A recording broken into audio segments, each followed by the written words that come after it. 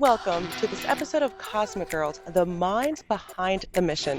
I'm your Space Coast correspondent, Krystel Knowles. Today we'll be sharing the incredible story of a seamstress who worked for the shuttle program many years ago right here in Brevard County, which is known as the Space Coast of Florida.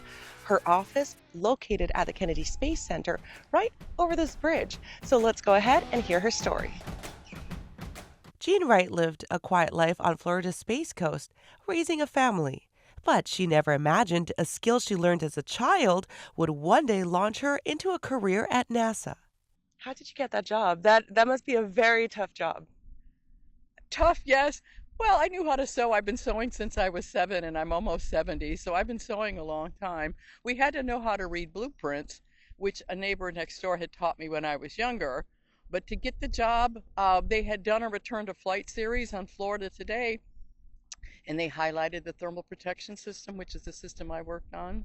Her story proves that dreams really do come true at any age. For her, it happened at 49. It's about a half an inch thick and would protect the shuttle skin from about 650 degrees. Pilar Ryan was the one who was photographed in there sewing a blanket by hand. And I remember getting all excited thinking, oh, there really is a place for me out there. And so I applied, didn't hear anything for 6 months, reapplied again after I tweaked my resume, and then Kennedy Space Center was on my caller ID to call me for an interview. Jean was selected to join an elite team at Kennedy Space Center's Thermal Protection System facility.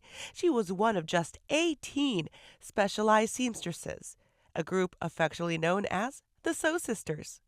Together, they blended precision machine work with meticulous hand stitching to build and repair critical spaceflight hardware, including parachutes and thermal blankets. It was something that I always wanted to do from the time we walked on the moon. I was 13 and a half in 1969. It was just a love, passion that I had for space and always wanted to. So I was 49. I got a late start, a really late start. I was the very last seamstress they hired in the shuttle program to do my job because they hadn't hired anybody in almost 9 years. Her work helped protect crews on the shuttles Endeavour, Atlantis, and Discovery. For her, it wasn't just a job. NASA was her home. Now retired, she still returns to the center as a docent for the Shuttle Atlantis exhibit, sharing her first-hand stories with the public. How long did you work for NASA? Just about 6.5, almost 7 years, not a long time. And I know some people might say, well, that's not really a long time. But I mean, again, I was hired late in the program. I just consider myself lucky and a miracle, and I truly thank God. Even now, when I look at old pictures, I still can't believe, and I'm still allowed to go to my building, and I go there and I walk the halls and have good memories even now. For 6 years, she hand-sewed thermal blankets that protected shuttles and astronauts from extreme heat and radiation during re-entry.